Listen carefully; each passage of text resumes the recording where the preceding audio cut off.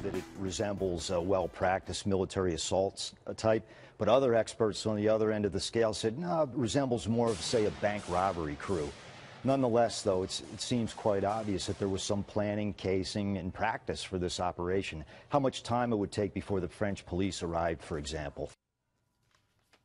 All right, folks, joining us now to give his analysis of what we have seen over the past couple of days in France is Richard Perle, fellow at the American Enterprise Institute, former chairman of the Pentagon's Defense Policy Board, and former Assistant Secretary of Defense. And Richard, welcome, sir. Thank you. It's always a pleasure. Oh, it's always my pleasure. Well, why don't we start backwards? Were you surprised at how this all ended today with the insertion of yet another member, possibly, of this cell taking over the kosher bakery? Well, I'm not surprised, but on the other hand, it's impossible to anticipate these particular events. What we know is that this act of terror will be followed by other acts of terror, because we do not have in place now, and are unlikely any time to put in place, policies that are up to the task of dealing with this scourge of terrorism, which appears in many countries, in many forms, and somehow the governments of the world don't seem to have a clue about how to deal with it. And is it because they are being outmaneuvered and they're just not up to the task, or is it because they're afraid to confront what the problem is? Well, I think part of it is a failure to face a reality, and the reality is that within the community of people who believe in Islam, there is a group, a small group, but nevertheless a group whose numbers are in the thousands and maybe tens or hundreds of thousands, who have a vision of Islam that entails the use of violence to bring about the triumph of Islam over the rest of the world. And until we face that fact and design strategies built on that recognition, these things will continue to happen. Now, you know, let's look at France, for instance. I mean, you know, for everybody I'm talking to now, the reports are coming out, and this has been, I guess, the case for quite some time, and it's getting worse. There are no-go zones in France, and there might be in Britain as well, but let's stick to France, where cops don't go in. You can't arrest someone. They don't try to arrest anybody. The laws are Sharia. They have their own little court system set up. Nobody goes near them. It's kind of a mini country within a country. How could that be allowed to happen? Well, it's happened gradually over time, and it's now at the point where the police and the civil authorities in France and some other places simply don't know how to cope with it. Well, it's not acceptable to have a separate and violent culture in the midst of an open and democratic society, because open societies have no defense against this kind of violence unless they can deal with it directly, and that means you've got to be able to go anywhere to enforce the laws. You can't decide that this suburb or that suburb is predominantly Muslim, and therefore the law can't be enforced. I mean, my God, I can't imagine it ever happening here. Although you're more aware of this than I, and more schooled on this than I in your time as serving in the administrations that you've served and the Pentagon, etc. Do you see any similarities? Although we don't have as large a Muslim population, it is growing. It is increasing. Immigration by Muslims to this country is growing. Do you see any similarities when that situation in France, for instance, the no-go zones, was in its infant stage? You said it progressed over time. Do you see any analogy to be made from their early days to where we are now, where we may be heading? I don't think so. And the reason for that is that, by and large, American Muslims are integrated into American society. That is much less true in France, and it's much less true in some other countries. But it requires constant attention, and we and some others, I say we, both the federal government and some state and local police enforcement agencies, are reluctant to face the reality that I was describing a moment ago, that there is within this subculture a violent strain that has to be dealt with.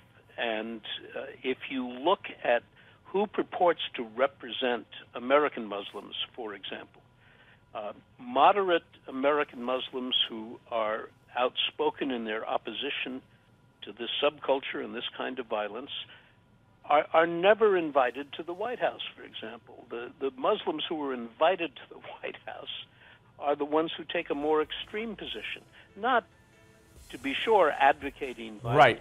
That we've seen. I want to follow up on that and also on what the president said today when we come back. Richard Perle will join us once again. Stay where you are, folks.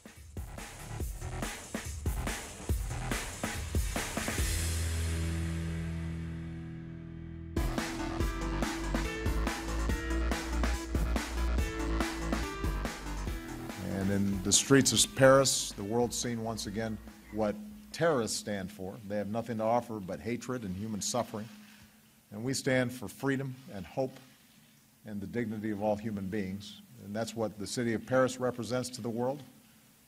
And that spirit will endure forever, long after the scourge of terrorism is banished from this world. So... Oh, boy. All right. Richard Perle joins us once again, folks, fellow at the American Enterprise Institute, of course, former Assistant Secretary of Defense. And Richard, you were talking about how it's the more extreme Muslims, not openly advocating violence, but nonetheless, I don't know if you mean groups like CARE and others that are invited to the White House. And then you get the president, so finished addressing that. And then, you know, this president, I've said this before today, has no passion. I mean, look what happened today. And especially that Jews were targeted. And when the rabbis were killed in the Jerusalem synagogue, he spoke with the same lack of passion, never referencing that these people were targeted for their religion. I said today he's not moved by dead Christians and dead Jews who are victims of terror. He's just not. Well, I think he faces a problem. And the problem is he's not prepared to do anything. And so if you're not prepared to do anything, and you're Barack Obama, you want to manage your rhetoric very carefully, right? If you sound too passionate about the problem, then the next question is, what are you going to do about it? Which is a question we should ask anyway, whether he's passionate or not. And the fact is, I don't believe he's going to do anything of consequence about it. Around the world, people are wringing their hands, writing headlines declaring that they are Charlie Hebdo. But there's no significant change in policy. At least I haven't seen a change in policy.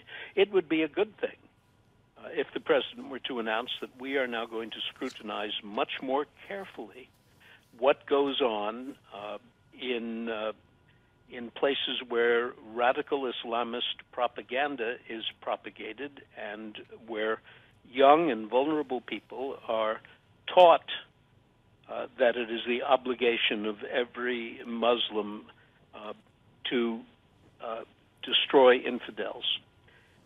That is a doctrine that exists. It's preached in this country and elsewhere.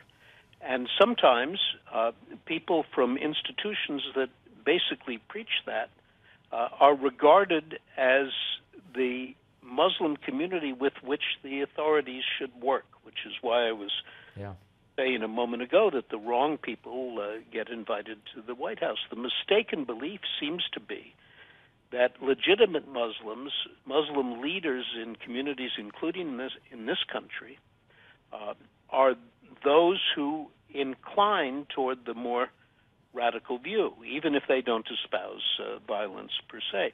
And you asked if I had CARE in mind. I certainly do.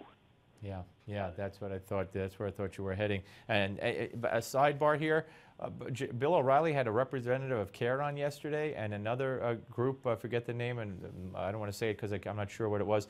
And he's talking to them as if they're on, I hate to say, our side. And he couldn't believe the answers he was getting. And I'm saying to myself, doesn't he realize who he's talking to? I mean, I couldn't believe what I was watching. But anyway, didn't the president tell us didn't he point to Yemen as an example of American success in fighting terror? And now we find out that one of these brothers went to Yemen, that AQAP might have orchestrated this in some way, that al-Awlaki, according to one of the brothers, he had a conversation with the police on the phone today, and he told them that al-Awlaki invited him and paid for the trip. So I mean, this just shoots another hole in this whole myth that we've defeated terrorism.